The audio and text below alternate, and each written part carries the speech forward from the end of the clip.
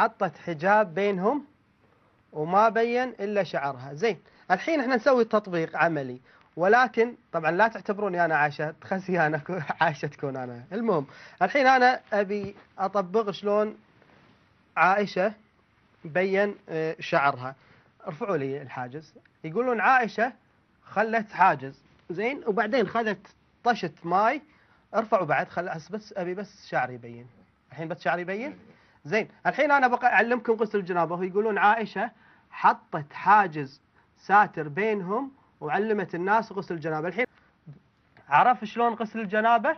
ما عرف. الحين هذا بغسل، يقول خذت صاع من ماء وطشت على نفسها. هذا رجل مهرج ليس له نصيب من العلم.